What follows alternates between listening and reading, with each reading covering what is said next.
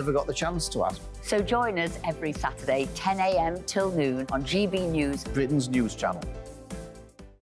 Nightmare commute? Kick it up a gear with me, Patrick Christie's, at drive time, 3 till 6 p.m, Monday to Friday on GB News Radio.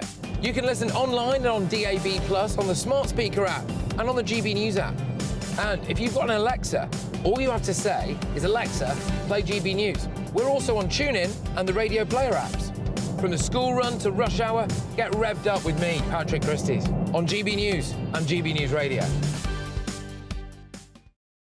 Tired of the usual focus-tested, pre-prepared Westminster runaround? Well, so am I. So you want higher taxes? Is your department to blame for this? Are you rethinking this policy? Every Sunday at 9:30, I'll be sitting down with those in power to get the truth about the issues affecting you. Let's be honest, we've known about the cost pressures of this project for years, not months. That's the Camilla Tominey Show, a politics show with personality. On GB News, the People's Channel, Britain's news channel. Join us every night on GB News at 11 p.m. for Headliners, which is 3 top comedians going through the next day's news stories, which is exactly what you need, because when the establishment has gone crazy, you need some craziness to make sense of it.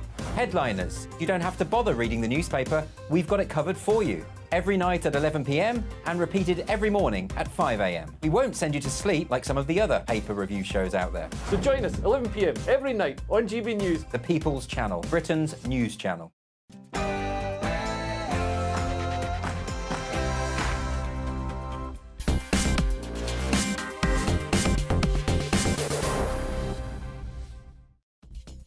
Good evening. Should the pro-Palestine march go ahead on Armistice Day? I have to say, I don't think it should, and yet we're getting no leadership from the government or the Metropolitan Police. Tomorrow in Parliament we'll see the first speech, the first King's speech for over 70 years. But is Rishi Sunak's agenda that the King will deliver enough to turn around the Conservative Party's fortunes ahead of the general election? And Donald Trump is back in court in New York, and he says the whole thing is a complete and utter stitch-up. We'll talk about that, but also some remarkable polling figures in America showing him now decisively in the lead in the key swing states. All of that in just a moment, but first, let's get the news with Polly Middlehurst.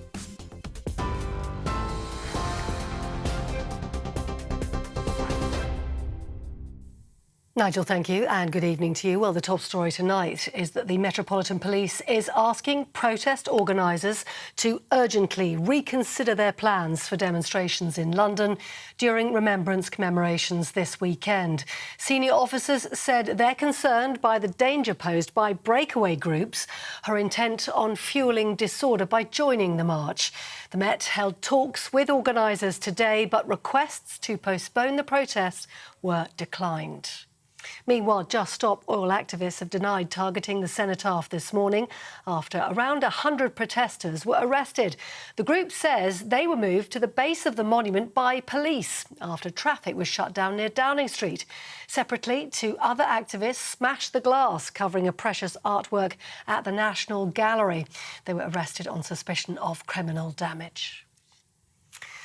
United Nations chief says Gaza is becoming a graveyard for children. Antonio Guterres says the protection of civilians must be paramount in the conflict between Israel and Hamas.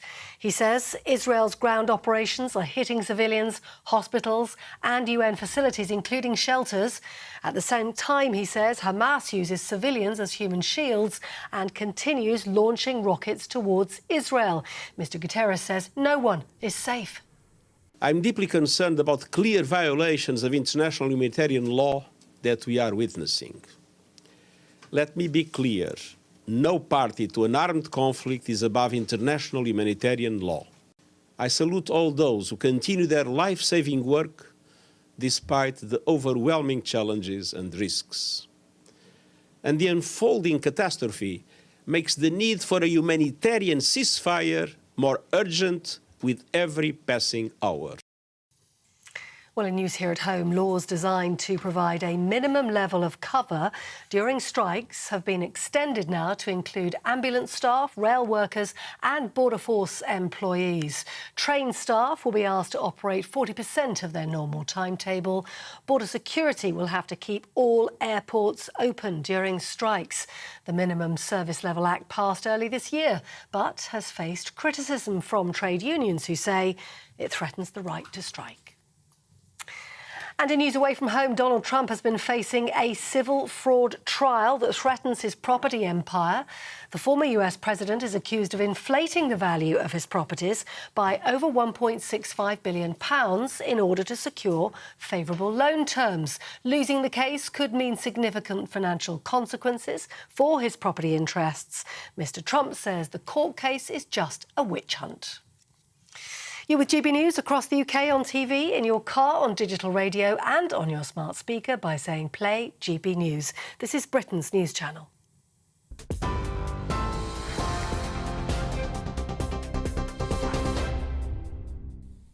Good evening. Well, last Saturday once again saw appalling scenes in London. I'll show you some shots of that in just a minute. But to get some context about the big row that is going on, a huge debate whether the march through London past the cenotaph should be banned on Armistice Day. Right, let's get our facts in a row straight here. Saturday is the 11th of November. That is the actual anniversary of the armistice on the 11th hour of the 11th day of the 11th month. It's something that in the last few years has been commemorated with, for example, train stations stopping, minutes silence being observed in offices. But our national act of commemoration takes place on the nearest Sunday to Armistice Day, and that, of course, will happen on Sunday, the 12th. Right, the first thing to clear up is there is no planned march or protest that will take place on the Sunday, our national act of commemoration, when the King, of course, will lay a wreath at the cenotaph. But the whole weekend is one of remembrance. And Armistice Day itself, the 11th, as I said to you, has recently taken on more significance. And what has been planned by those that organised these marches, a coalition of groups, they originally wanted to have a 1 million-man march on that very day that we choose every year to remember the great sacrifices that have been made for our freedom. To call that insensitive would be an understatement. Something else that needs clearing up is the route of the proposed march. Now, they're not going to get 1 million people, but they may well have 70 to 100,000. But, to be clear, the march will not go past the cenotaph. Let's have a look at the map. And this map shows you the proposed route, and it begins in Hyde Park, it finishes up at the American Embassy. It does not go directly, this will not go directly past the cenotaph. But it'll go close enough. And here's the point. The real point is that this is the 11th of November we're talking about. Just look at what happened to those that were out for the Royal British Legion on Charing Cross Station last Saturday afternoon. There they were, absolutely surrounded. Now, they put on a pretty phlegmatic performance in the middle of all of this, but I've no doubt they must have felt pretty intimidated. That picture, I think, is an absolute disgrace. That picture tells us that for all the much vaunted talk of the huge success we have made in this country, the huge success we've made in terms of multiculturalism, the whole thing is a massive success. We can see here, in our country, we have a significant number of people with whom we have no shared history, with whom we have no shared culture, and who, it seems, have absolutely no respect whatsoever for our ways, our customs, our traditions, or indeed our national act of commemoration.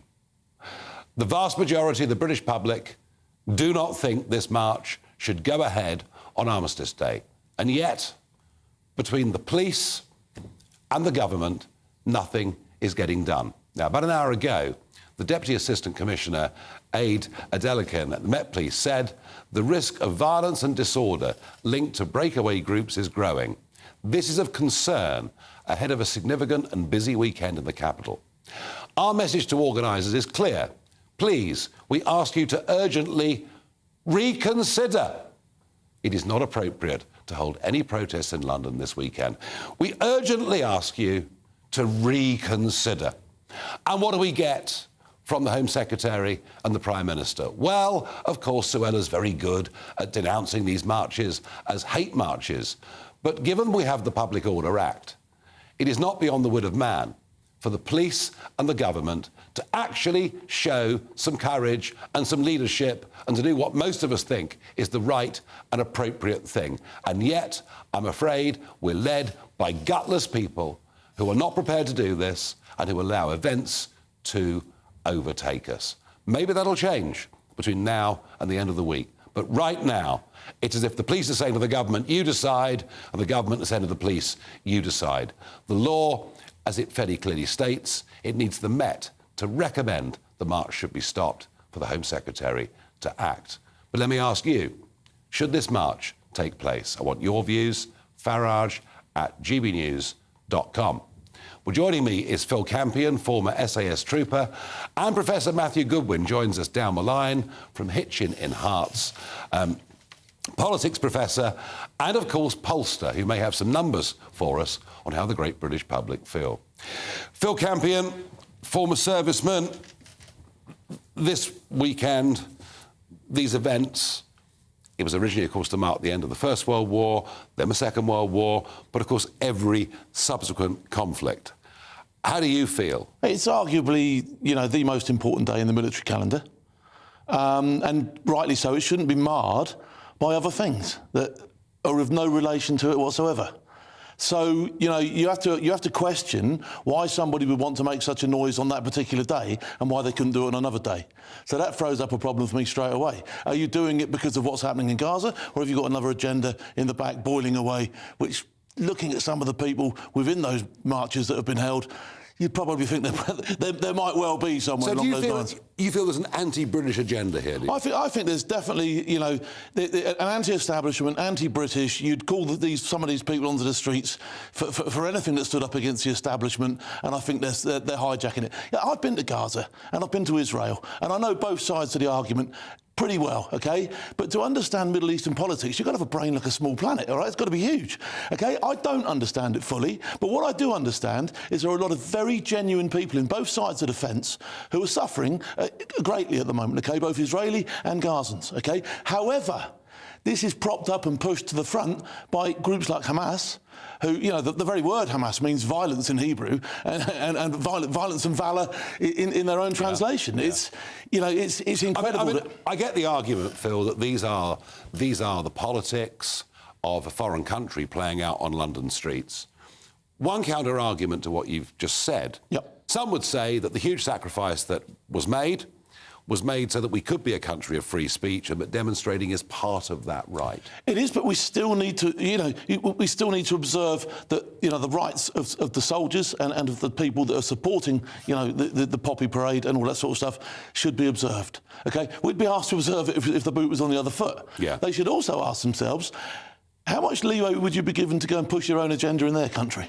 Well, I think we know the answer to that exactly. one. Okay. No, I think we know the answer to that one very, very clearly. Now, Matt Goodwin is joining me down the line. Matt, just to begin with your pollster hat on, how do the great British public feel about this proposed march this coming Saturday? Well, in a word, Nigel, they're unhappy. Only 20% of the country say they support the march going ahead. Only 10% of the country, 1 in 10, strongly support it. A clear plurality, 43% say they don't think the march should go ahead. The rest say they don't know. So this is really only appealing to a minority of the country. And when I also asked, look, do you think the march should just be banned? Half of the country said, yeah, let's ban the march. And only 18%, 1/8, said, no, we think the march should go ahead. So I'm afraid to say, Nigel, that on this issue, I think the Home Secretary and the leaders who are allowing this to happen, I think they're on the wrong side of public opinion. Well, I certainly agree with that, and worth remembering that, of course, that the BBC's Gary Lineker, one of those who believes the march should go ahead. But, Matt Goodwin, you over the weekend were putting out some messages on social media suggesting that you think it might be a good thing if this march does go ahead on what should be a very solemn day. Well, I think as you were just discussing, look, what this march represents for many people, what that image that you showed represents for many people, is, I think, two sides of Britain. You've got the poppy sellers, patriotic, dignified, respecting Britain's traditions, and then you've got the people surrounding them, angry, militant in some cases, and as we've seen on some of the marches, voicing open sympathy for Hamas and Islamist terrorism. And I think my view on this, Nigel, is really counter to some of the views on social media, and that I think the march should go ahead because I think we all need to see now what's happening to the country. I think we need to really see where things like mass immigration have brought us, where a lack of investment in integration has brought us, where identity politics and the woke left have brought us. I think we really now need to be able to stand back as a country and look at what is actually unfolding on the ground and the extent to which British identity, culture, history, our values are clearly being undermined, actually, by this fusion of radical Islamism on one side and the woke identity left on the other. And that's why I think we just need to be able to watch this thing unfold and get real about the problems facing Britain. So put it out there, it'll wake us all up as to what the problems really are, and then maybe we'll get some political action, Matt Goodwin. Well, I hope so. I think the obvious answer to the problems we're facing are pretty clear. We need to reduce immigration. We need to invest in integrating our communities. We need to push back against this very polarizing, identitarian, woke left that would really have us all fighting each other in the streets rather than bringing us together and being proud about our history, proud about our cultural heritage. And that's what this weekend is supposed to be about. Phil Campion, the Goodwin argument is, get it out there, worse is better. We have to see the full extent of what's gone wrong. I think we have to understand the full extent of what's gone wrong, but I think trying to bring it to the front by putting these marches on is just exasperating the problem. I don't want to see people on. You're going to drag all sorts of people out on both sides that wouldn't have been there if this march wasn't on, and you're just going to make the whole thing worse. We know what the problems are. We know what the problems are. Well, I think we've actually had them illustrated very clearly. Absolutely, we have. Absolutely, perhaps in a way we haven't before. Thank you very much indeed, Phil. As ever, Matthew, thank you. In a moment, we look forward to the first King's speech that'll take place in the Palace of Westminster. The first King's speech in over 70 years. But what's he actually going to say?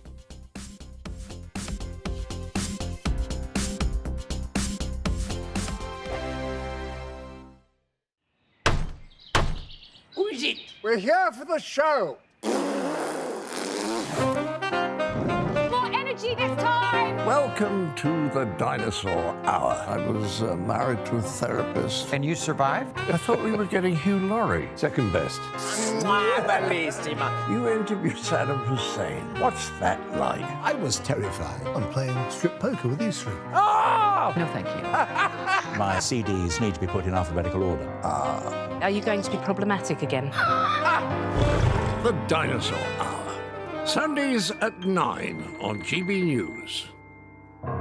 What you get for breakfast is something that, if we do our jobs right, you will wake up to news that you didn't know the night before. It's a conversation. It's not just me and Eamon. We want to get to know you, and we want you to get to know us.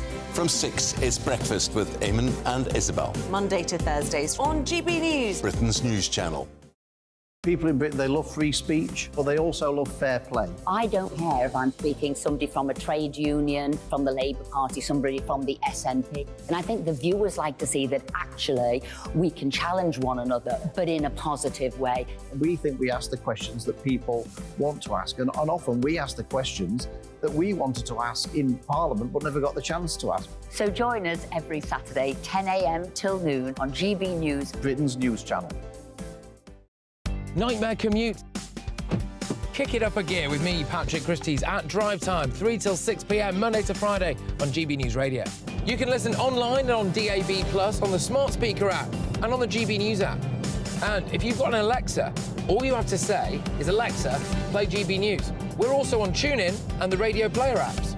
From the school run to rush hour, get revved up with me, Patrick Christys, on GB News and GB News Radio. Tired of the usual focus-tested, pre-prepared Westminster runaround? Well, so am I. So you want higher taxes? Is your department to blame for this? Are you rethinking this policy? Every Sunday at 9:30, I'll be sitting down with those in power to get the truth about the issues affecting you. Let's be honest, we've known about the cost pressures of this project for years, not months. That's the Camilla Tominey Show, a politics show with personality. On GB News, the People's Channel, Britain's news channel. Join us every night on GB News at 11 p.m. for Headliners, which is 3 top comedians going through the next day's news stories, which is exactly what you need, because when the establishment has gone crazy, you need some craziness to make sense of it. Headliners. You don't have to bother reading the newspaper. We've got it covered for you. Every night at 11 p.m. and repeated every morning at 5 a.m. We won't send you to sleep like some of the other paper review shows out there. So join us 11 p.m. every night on GB News. The People's Channel, Britain's news channel.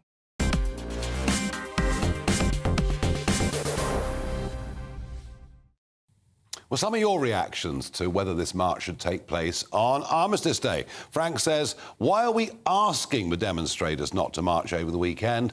We should be telling them.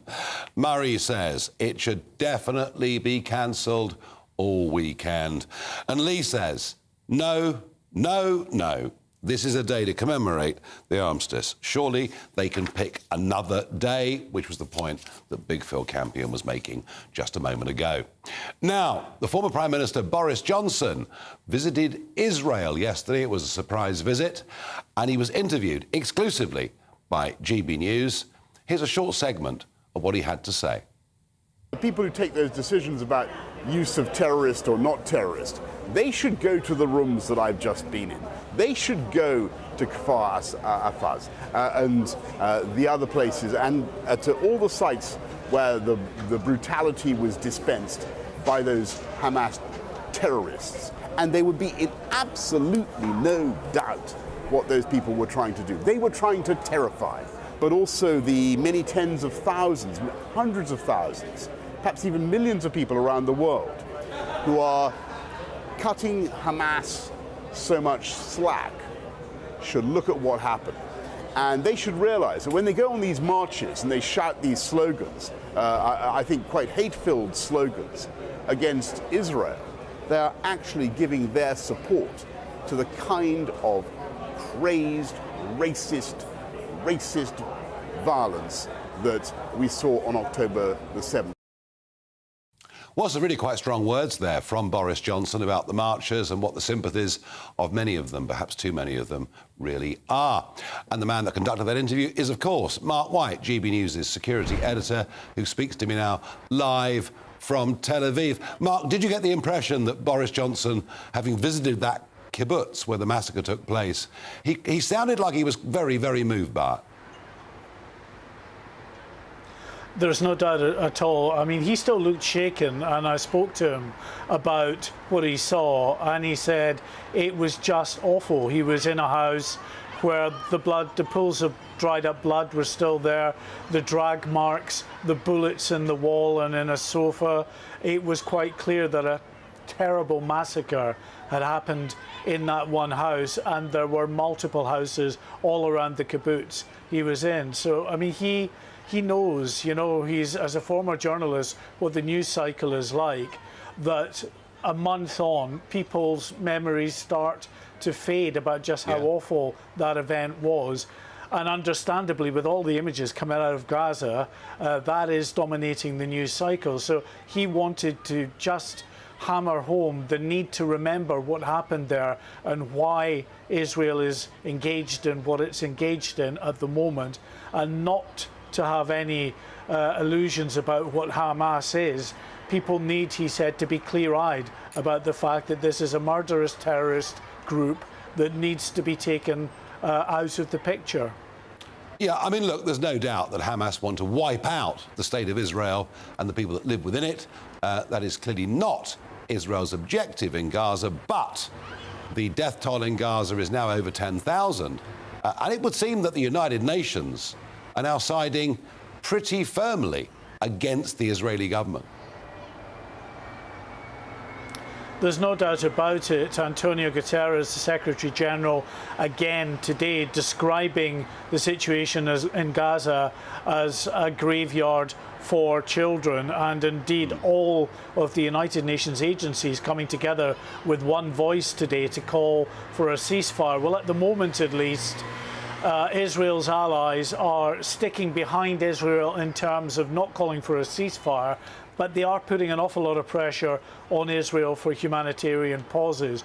And I think it's clear that some of that pressure is working, because what Israel has done is opened up a corridor south through that Salah ad-Din highway from North Gaza down to the south of Gaza. They're opening it for about 4 hours every day, trying to secure it from Hamas attacks to allow people to go down. But of course, we just know, Nigel, that so many people don't want to go down. They want to stay in the north, partly because they're being prevented from going south by Hamas, but also because of this understandable mindset that many Palestinians have about enforced displacement. They don't want to be forced out of their homes, believing that they'll never get back there again. Yeah, no, I understand that. And the Rafah crossing with Egypt open again after 2 days of not being so. How are the Egyptians making sure that Hamas fighters are not among those injured that are getting out? Well, we don't know exactly what they're doing in terms of the increased security protocols, but Israel was absolutely asking for that. Israel was very concerned that actually in those ambulances going across that border into Egypt were not severely injured civilians, but were indeed Hamas terrorists. So it seems that that particular issue has been answered to Israel's satisfaction. So it's opened again, and those hundreds, well, thousands of foreign nationals can start making their way over the border into Egypt. We know that about 100 UK nationals have made it so far, but that still leaves at least another 100 that the UK government have been able to make contact with. Yeah, and final thought, Mark, it seems that Hezbollah are getting rather more active with firing their rockets into northern Israel.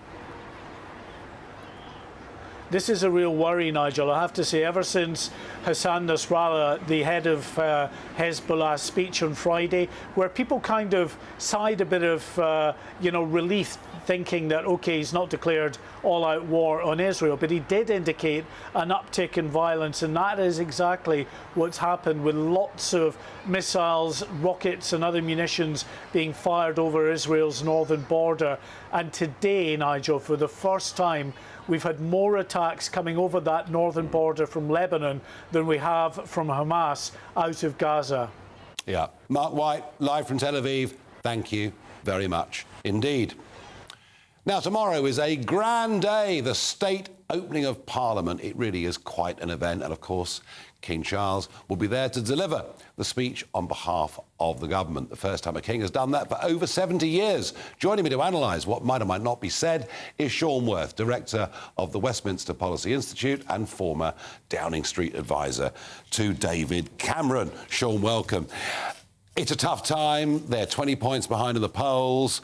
It's the first and last King's speech before the next general election. I guess what he needs to try and do is to try and show some clear blue water between him and the Labour Party.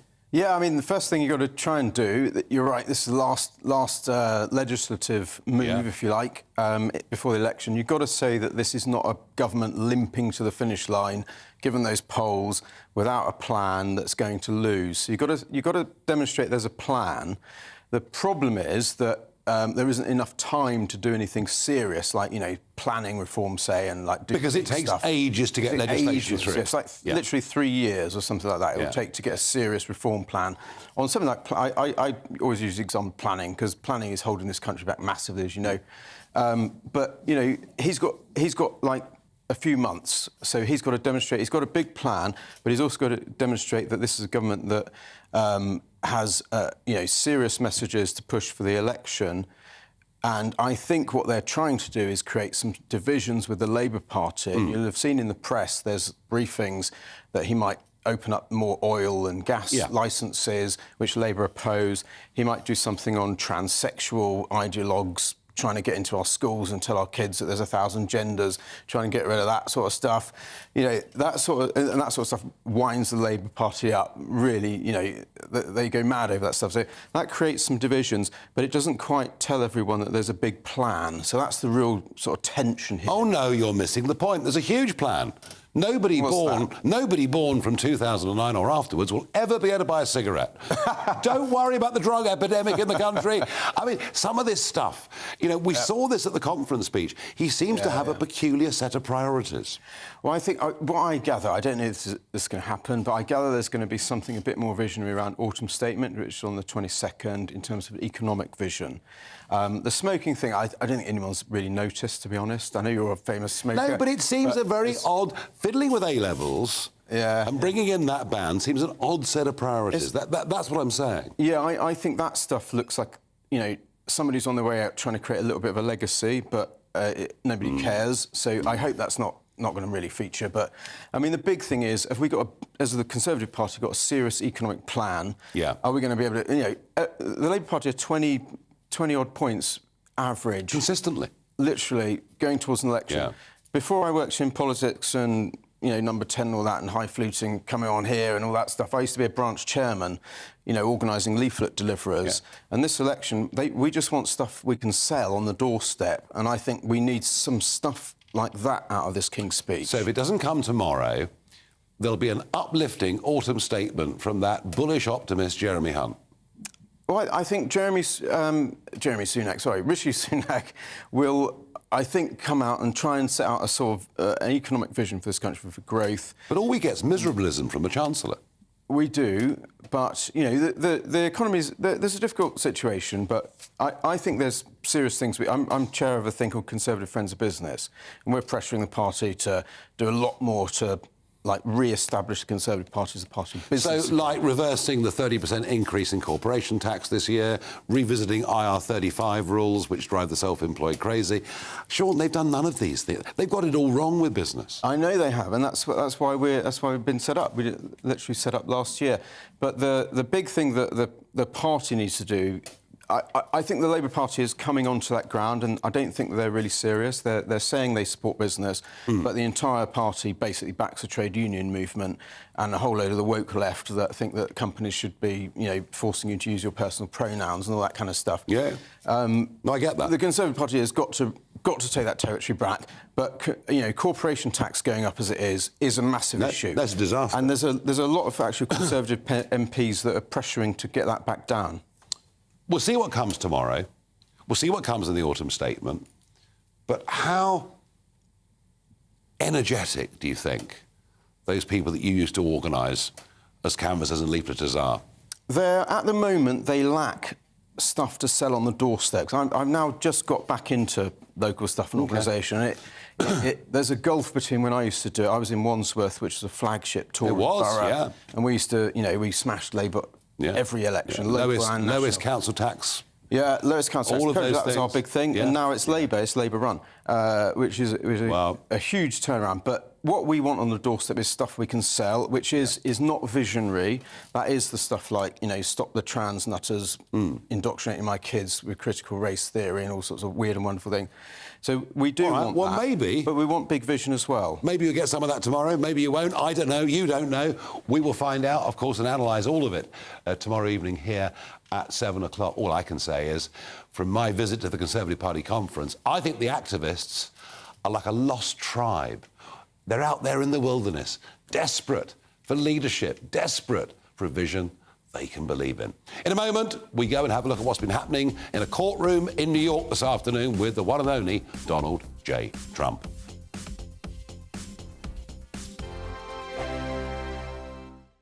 I'm Andrew Doyle. Join me at 7 o'clock every Sunday night for Free Speech Nation, the show where I tackle the week's biggest stories in politics and current affairs with the help of my two comedian panellists and a variety of special guests. Free Speech Nation, Sunday nights from 7 on GB News, the People's Channel, Britain's news channel.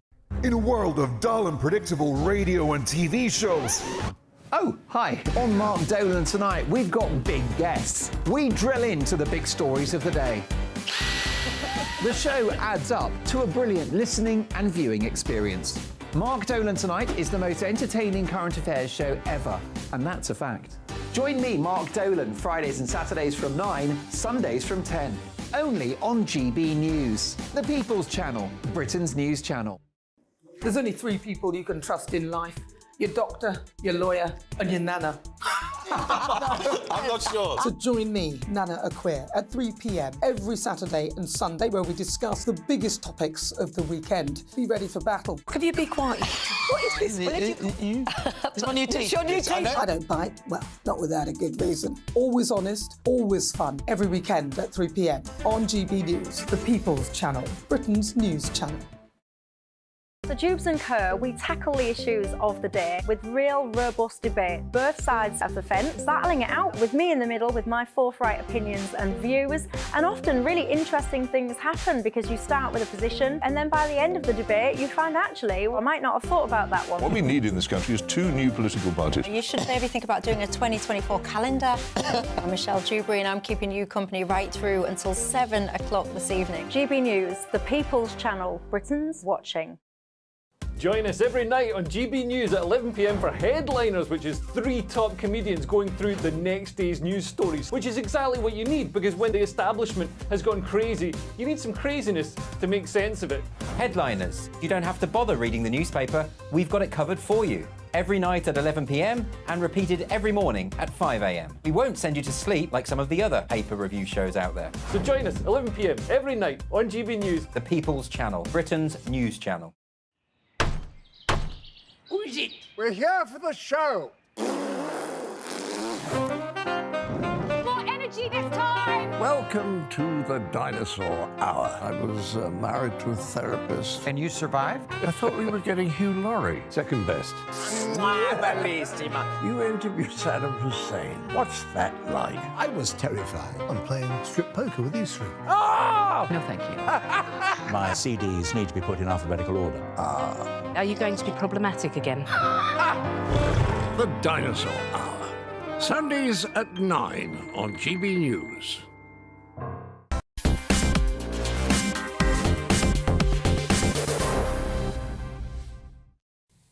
Moments ago, Donald Trump went back into the New York courtroom. Now, this is a civil case, and the claim is that he overvalued his assets in order to borrow large sums of money at advantageous terms. The whole case is being heard by Judge Engeron, and Judge Engeron alone will decide whether the Trump organization and Trump himself are innocent or guilty. Donald Trump said earlier on today, "I'm sure the judge will rule against me because he always rules against me.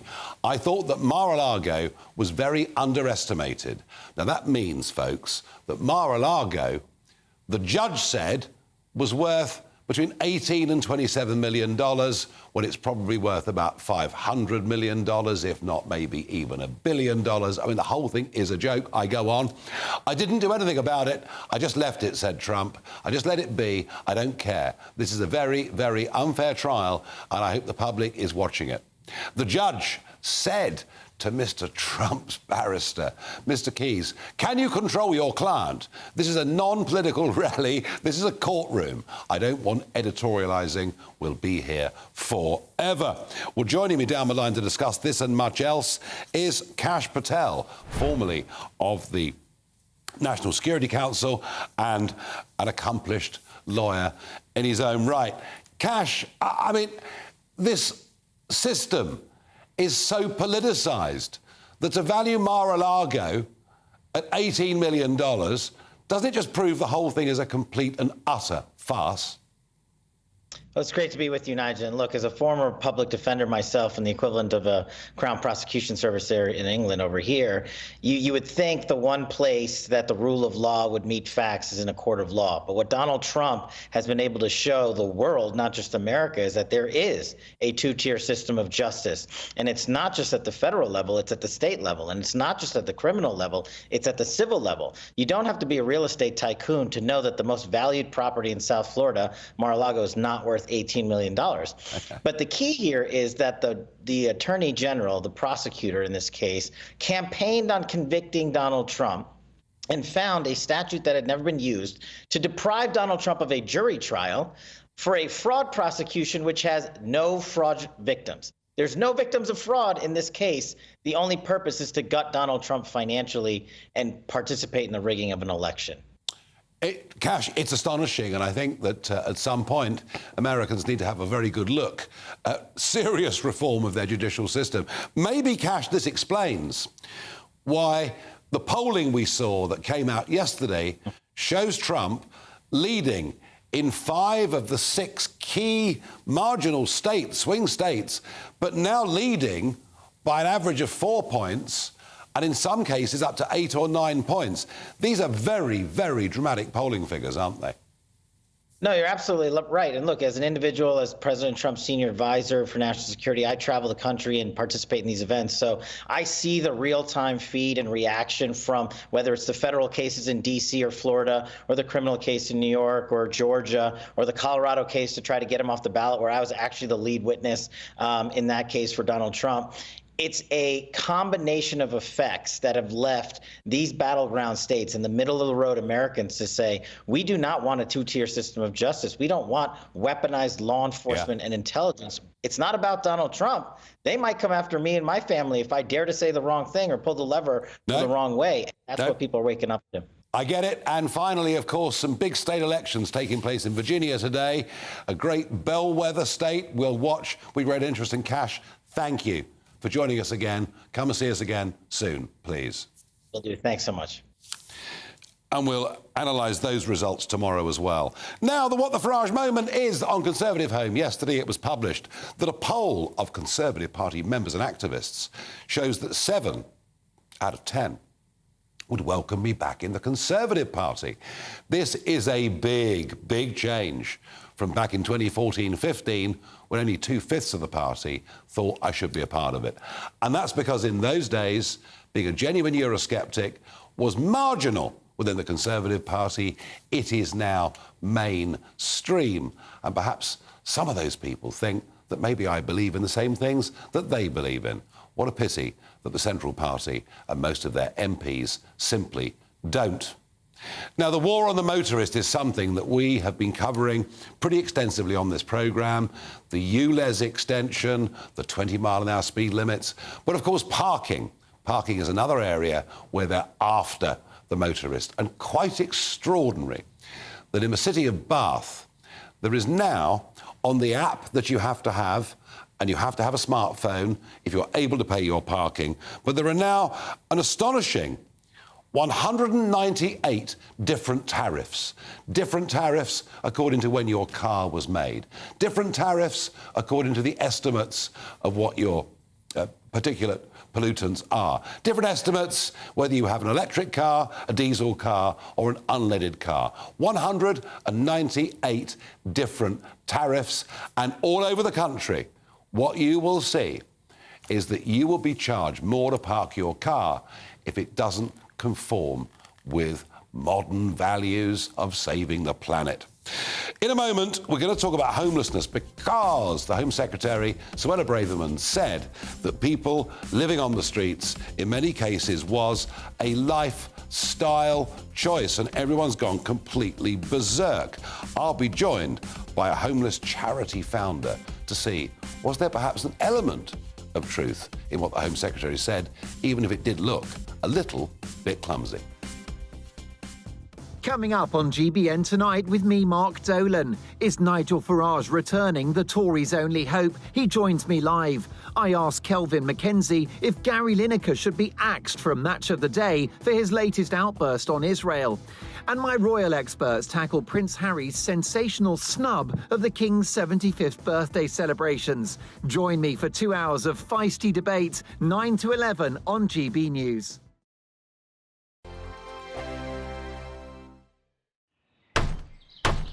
Who is it? We're here for the show.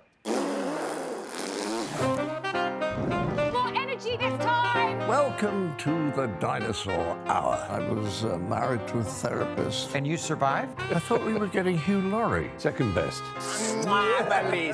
You interviewed Saddam Hussein. What's that like? I was terrified. I'm playing strip poker with these three. Oh! No, thank you. My CDs need to be put in alphabetical order. Are you going to be problematic again? The Dinosaur Hour. Sundays at 9 on GB News. Tired of the usual focus-tested, pre-prepared Westminster runaround? Well, so am I. So you want higher taxes? Is your department to blame for this? Are you rethinking this policy? Every Sunday at 9:30, I'll be sitting down with those in power to get the truth about the issues affecting you. Let's be honest, we've known about the cost pressures of this project for years, not months. That's the Camilla Tominey Show, a politics show with personality. On GB News, the People's Channel, Britain's news channel. Join me, Patrick Christie's Monday to Friday, 3 till 6. We tackle the day's news agenda like you've never seen before. It's high tempo, high octane, the most controversial topics and the best guests. You will not be able to take your eyes and ears off it. I'm not afraid to ask the questions that you really want answered. 3 till 6 p.m, Monday to Friday on GB News, the People's Channel, Britain's news channel. Now then, Lee Anderson here. Join me on GB News on my show, The Real World, every Friday at 7 p.m. I'm not eating bloody cat. Are you Delicious. mental? Put your mouth. OK. Here comes a train. Reminds me of the scene in Singing in the Rain. Adam, is that a good one?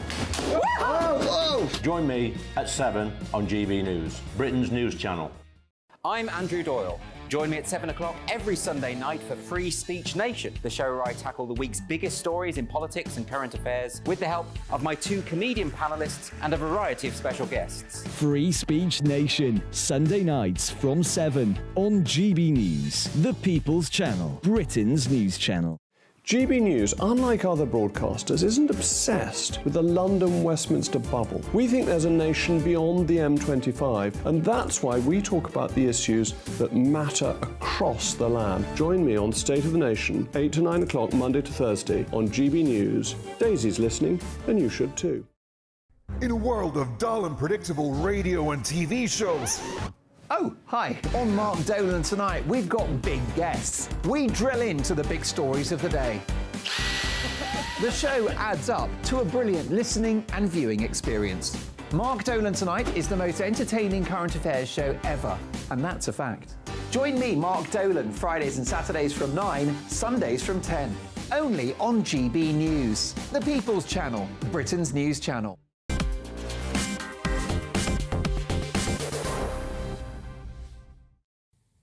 Well, many times we've been talking about the fact that our desire to go green, to meet net zero targets, is damaging British manufacturing industry. Yeah, of course, because they produce far too much carbon dioxide. That, of course, is if they can stay in business in the UK, given that our electricity for our big manufacturers is more expensive than pretty much anywhere else, certainly anywhere else of our size, in the world. In America, they pay half what we pay for their energy, and it's cheaper in Europe too. And the result of this, we've seen so many big businesses disappear.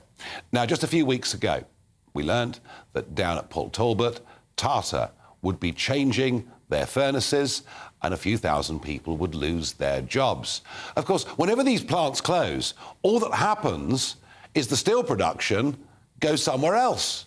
It goes to India, it goes to China, where the steel is produced under lower environmental standards and then, as and when we need it, shipped back to us. The whole thing is crackers. Well, I'm afraid it's happening again. And this time, it's British steel, or what's left of British steel, and it's up in Scunthorpe, where they have 2 blast furnaces. What's a blast furnace? It's where you take iron ore, and with the heat produced by coal, ultimately turn it into steel. Primary steel.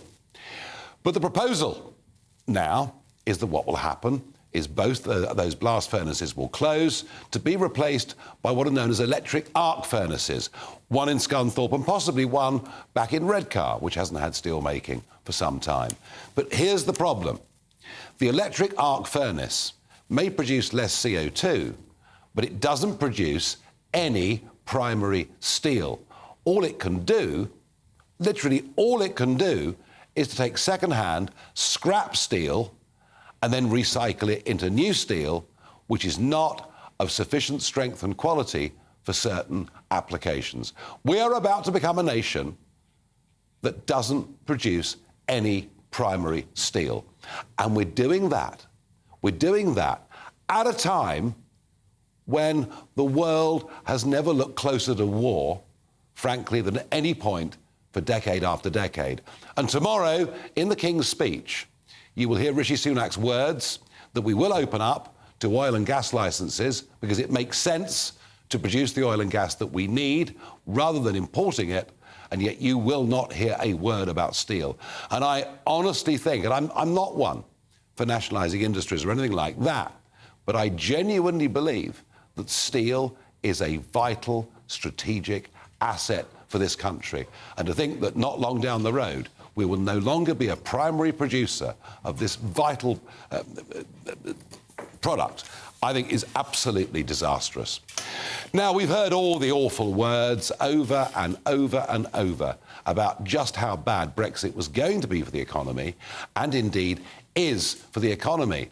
And our friends, of course, at the Office for Budget Responsibility have said again and again that our exit from the European single market meant the economy would shrink by about 4% in the long run. But the Institute of Economic Affairs have said that the UK's trade patterns with the EU since Brexit have failed to show any realistic impact since the referendum, and that applies not just to trade with the European Union. UK exports to EU countries climbed by 13.5% between 2019 and 2022. And exports to non-EU countries have grown by 14.3%. So, you know, actually, our goods and services, our exports to the European Union are good. We are not doing, on those big macro figures, any worse than we would be. Absolutely not as an EU member. I wish we'd taken advantage, perhaps, more of the benefits. Now, very quickly, I'm joined by Nick Buckley from Manchester, a homeless charity founder, a former mayoral candidate in Manchester. Nick, time limited, but Suella Braverman says that homelessness is a lifestyle choice, and of course, she is being written off as being cruel and evil. Is there even a fraction of truth in what she had to say? Yes, and I've been saying it for 2 decades. There's many people in the streets who have made that choice to live on the streets. Now, that's a simple answer, but then when you dig underneath that, you realise they're on the streets because services let them down, and the services that are available to them, they don't want because they're not good enough. So therefore, they decide to stay where they are. So the services aren't good enough. But I mean, surely, if they're being looked after by the state, they at least get somewhere dry to sleep. You do, but then you can't take drugs, you can't drink alcohol. Most of them won't take your dog into the hostel. So then you think to yourself, well, what's the point? They're also going to kick me out at 9 o'clock in the morning. I'm going to lose this begging spot I've got where I make my money to buy drugs. And it ends up being a whole mess and a whole issue for them. So they just simply go, I'm broken anyway, I'm just not taking your help. What we need to do is offer them some customer service. We need to say, because we want them off the streets, of course we do. We're a compassionate nation. We want them off the streets. We need to fix those individual problems, those barriers that are stopping them taking the help on offer. Now, Nick, we could, of course, invoke, I mean, it sounds like a long time ago, but we could, of course, invoke the 1824 Vagrancy Act. I mean, if we wanted to, we do have the powers to simply take people off the streets. We have the power to move them on or to lock him up. They're not really answer to this. We don't want to lock homeless people up. I'm running again for mayor, and I've said I'm going to end rough sleeping in Greater Manchester in 1 year, and that's all it will take, because what we do is we end begging in Greater Manchester with the police, and we will arrest beggars if they don't move on. So there's no incentive then to sit on the streets. We then create a whole new raft of hostels, which will be warehouses with garden sheds inside, and each garden shed will be an independent living pod where they can store their stuff. There'll be kennels there so they can take dogs. We'll say to them, you can drink alcohol if you keep it quiet and we don't see it. You can take drugs as long as we don't see it, because if we see it, it's against the law, you'll be arrested.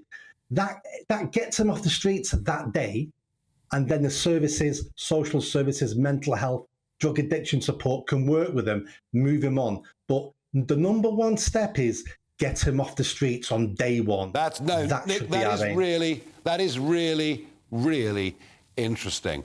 And of those sleeping on the streets, what proportion? Because, you know, I'm told that in London now, most of the people speaking on the streets are foreign nationals, often with little or no English. It's different in Manchester. There is foreign people sleeping on the streets. They didn't come here to sleep on the streets. That wasn't the dream. They finally living their dream. They came here because they were told that our payments are full of gold and full of money and you can become a millionaire overnight. They've come here and now they're failing, just like many British citizens fail and end up on the streets. We're doing none of them any favours by handing out tents, by giving them meal deals, and letting that night on the sleep, letting that one night on the sleep be slightly easier. Well, I don't want it to be slightly easier. I don't want them there in the first place. We need to help them get off the streets and get a better life. Nick Buckley, strong words. You make Suella Braverman look like a pussycat, but very, very interesting.